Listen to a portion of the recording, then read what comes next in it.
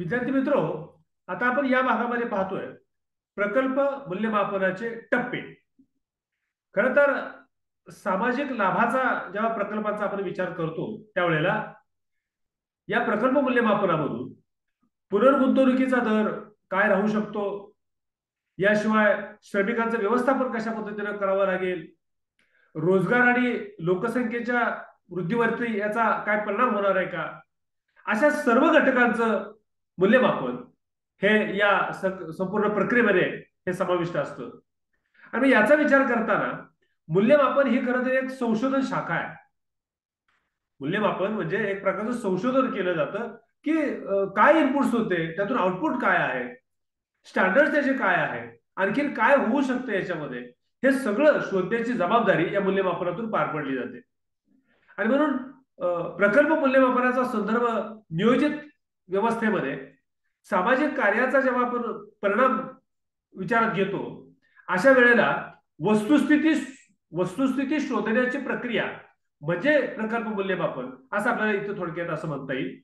मग या वस्तुस्थिती शोधायची, मग हे कधी शोधायची, संपूर्ण प्रकल्प पूर्ण झाल्यानंतर शोधायची का त्याच्या आणखी काय वेगळे टप्पे आहेत? तर हे जे टप्पे आहेत प्रकल्प मूल्यमापनाचे ते आपल्याला आता पाहिजेत. त्यातला पहिला टप्पा आहे तो म्हणजे प्रकल्प सुरू करण्यापूर्वी संपूर्ण परिस्थितीचा आढावा तुम्हाला घ्यावा लागतो. म्हणजे प्रकल्प कोणत्या उद्दिष्टासाठी उभा करतोय, त्या प्रकल्पासाठी येणारा खर्च किती आहे, त्या प्रकल्पासाठी लागणारी साधनं कोणती कोणती आपल्याला लागणार आहे, त्याच्या मान्यता कुठल्या कुठल्या लागणार आहे, त्याचा पर्यावरणावरती काय परिणाम होणार आहे, समाजावरती काय परिणाम होणार आहे, या सगळ्यांचा आढावा हा तुम्हाला अगोदर घ्यावा लागेल. उदाहरणार्थ जसं की आपण धरणाच्या संदर्भामधली चर्चा मागच्या भागामध्ये बघितली होती. धरण बांधायचं आहे तर त्याच्यामुळे किती लोक विस्थापित होणार आहे, धरणग्रस्तांच्या बाकीच्या व्यवस्थेची आपण काय व्यवस्था लावणार आहोत का, ती कशी लावणार आहोत, कालवे जाणार आहेत तर कालव्यांचं व्यवस्थापन आपण कसं करणार आहोत. म्हणजे या सगळ्या बाबी अगोदर तुम्हाला विचारात घ्याव्या लागतात. याला आपण म्हणतो प्रकल्प मूल्यमापनाचा पहिला टप्पा. पहिल्या टप्प्यामध्ये तुम्हाला पार्श्वभूमी पूर्णपणे माहिती पाहिजे, प्रकल्पाच्या एकूण परिस्थितीचा आढावा तुम्ही घेतला पाहिजे की नेमक्या कोणत्या परिस्थितीत हा प्रकल्प उभा राहणार आहे. दुसरा टप्पा येतो तो म्हणजे प्रकल्पाच्या कार्यास सुरुवात झाली, प्रकल्प सुरू झाला की मग गरजेनुरूप बघा गरजेनुरूप वेळोवेळी त्या प्रकल्पाचं मूल्यमापन होणं गरजेचं आहे. म्हणजे प्रकल्प पूर्ण झाल्यानंतर त्यातले दोष काढण्यापेक्षा प्रकल्प सुरू झाल्यानंतर प्रत्येक विशिष्ट टप्पे केले, पहिला टप्पा, दुसरा टप्पा, तिसरा टप्पा, चौथा टप्पा, तर 4 टप्प्यांमध्ये हे काम जर पूर्ण होणार असेल तर पहिल्या टप्प्यामध्ये जे उद्दिष्ट होतं ते पूर्ण झालं का, त्याच्यात काय अडचणी आल्या का, आणि त्या अडचणी शोधल्यानंतर तुम्हाला त्या अडचणी पुन्हा दुसऱ्या टप्प्यामध्ये येणार नाही त्याची काळजी घ्यावी लागते. म्हणजे पहिला, दुसरा, तिसरा अशा टप्प्यांवरती तुम्ही जेव्हा ते नियोजन मूल्यमापन करता त्यावेळेला तुम्हाला अनेक प्रकारच्या दोषांना आणि त्रुटींना हा निर्बंध घालता येतो.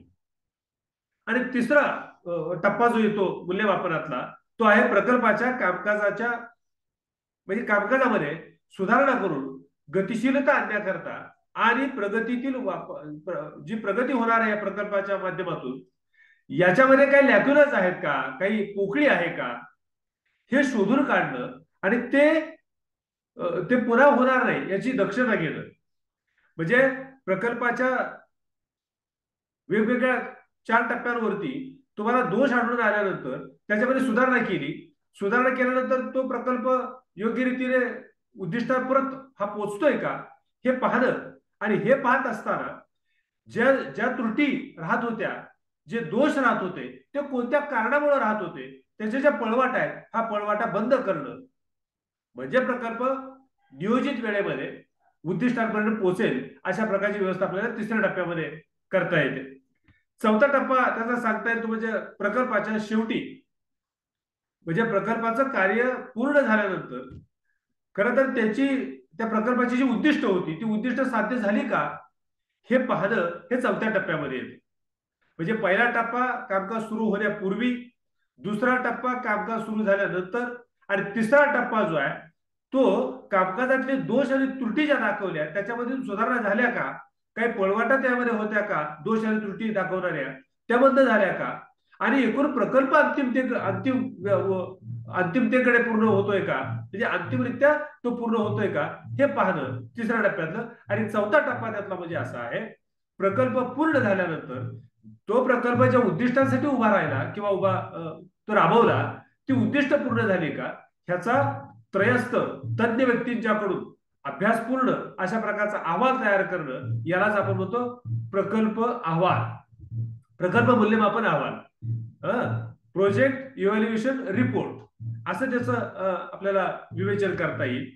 वास्तविक पाहता प्रकल्प मूल्यमापनाचे हे 4 टप्पे आपण बघितल्यानंतर प्रकल्प मूल्यमापनाचं महत्व काय सांगता येईल आपल्याला. त्यामध्ये पहिला मुद्दा आपल्याला असा स्पष्ट करता येईल, प्रकल्प मूल्यमापनामुळे आम्हाला त्या प्रकल्पाचा खर्च लाभ विश्लेषण आम्हाला करता येतं. खर्च लाभ म्हणजे त्या प्रकल्पासाठी आम्ही खर्च किती केला आणि त्या प्रकल्पापासून काय लाभ होणार आहे याचं जे गुणोत्तर आहे ते गुणोत्तर तपासता येतं. आणि हे जर लाभाच्या बाजूने झुकणार असेल तर निश्चितपणे असे पुन्हा पुन्हा प्रकल्प करून विकास प्रक्रियेमध्ये आपल्याला पुढे घेऊन जाता येतं.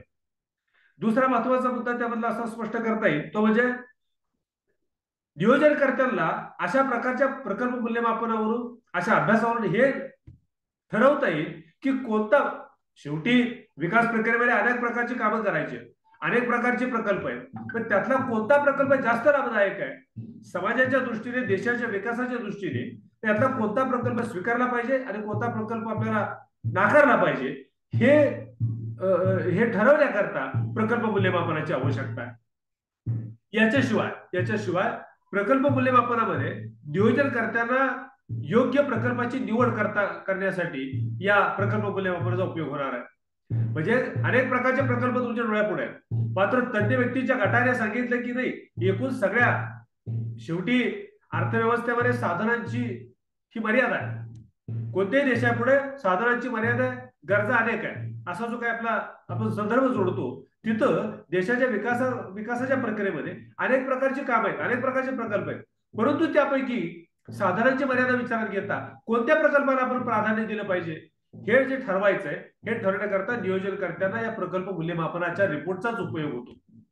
याच्या पुढे जाऊन आपल्याला असं स्पष्ट करता येईल की प्रकल्प मूल्यमापनाच्या माध्यमातून खरं तर वेगवेगळ्या विकसनशील विकसित देशांच्या मध्ये गेल्या जवळजवळ 8-10 दशकांपूर्वी, म्हणजे 70-80 वर्षापूर्वीपासून अशा प्रकारचं प्रकल्प मूल्यमापन होतं. बऱ्याचशा अविकसित देशांच्या मध्ये मात्र हे प्रकल्प मूल्यमापन होताना पाहायला मिळत नाही, किंवा झालेलं प्रकल्प मूल्यमापन हे विचारात घेऊन पुन्हा त्या चुका होणार नाहीत याच्यावरती फारसं गांभीर्याने लक्ष दिलेलं पाहायला मिळत नाही. भारतामध्ये सुद्धा काही प्रकल्प असे आहेत की ज्या प्रकल्पांची अयशस्वीता ही आमच्या डोळ्यापुढे आहे, पण मग त्यातून काहीतरी शिकून आपण पुन्हा त्या चुका होणार नाहीत याच्यासाठी काही उपाययोजना केल्या का, ते याच्या बाबतीमध्ये फारसा समाधानकारक विषय आपल्याला विचारात घेता येईल का नाही या बाबतीमध्ये शंका आहे.